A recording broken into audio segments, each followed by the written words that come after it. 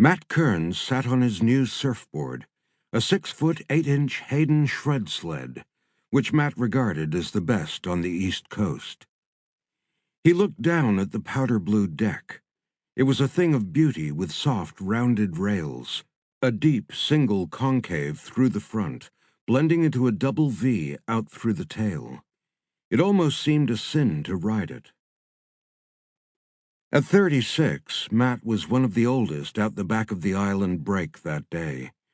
But with his long hair, youthful features, and smooth, tanned limbs, he could have passed for years younger.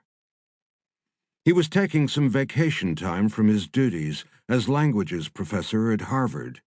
He needed it. He had been doing a lot of field work that lately had proven dangerous to the point of testing his sanity. He inhaled the warm salt air as he and his board lifted on the hump of a large swell.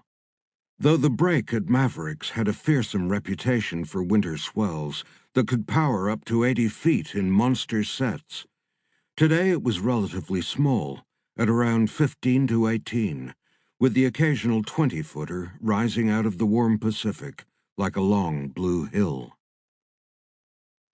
It was early, but already a dozen people fought it out at the break zone, with only 3 souls, including himself, waiting out the back for the next big one. Set! The yell snapped every head around. Those in at the break area began to paddle furiously to ensure they didn't get caught under the wall of water when it broke. Matt and the other 2 surfers out back started to stroke hard to get into position. In a set break, the waves usually came in 3, with the final one, the 3rd wave, being the biggest, baddest of them all. Matt led the charge, stroking hard. One of his fellow surfers turned to take the first wave. Rising up over the peak, Matt looked back and down the 20-foot blue cliff. Wind whipped the spray into his face, and he smiled at the terrified looks of the surfers who paddled and kicked to either get up over the lip or try and burrow through it. Some gave up and tossed their boards aside and dived deep to hug the sea bottom. He turned away and dropped into the trough between the waves and saw the massive peak showing behind the second wave and yet still far out the back. All yours. His remaining surf buddy turned and paddled into the break area to take the second wave. Matt felt the electric tingle of excitement run from his chest to his toes as he stroked hard. He started to move into position, angling slightly, and then he was being lifted up the face of the 3rd wave.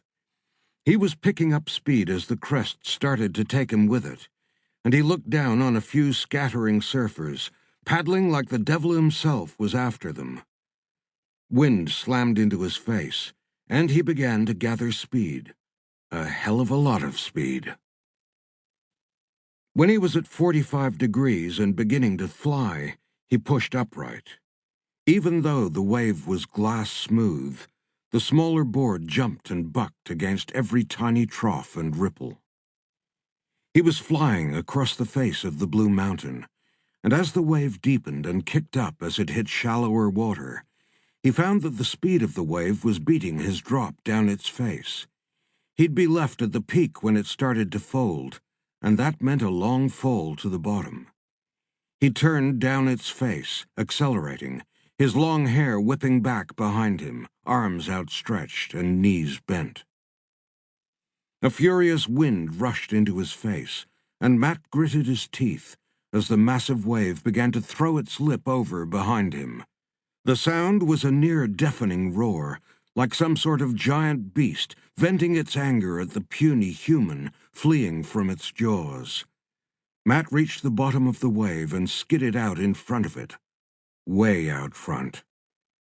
Shit, he was too flat, and on level water the board immediately decelerated. A rookie mistake. As he slowed, the wave caught up with him and lifted him up its face.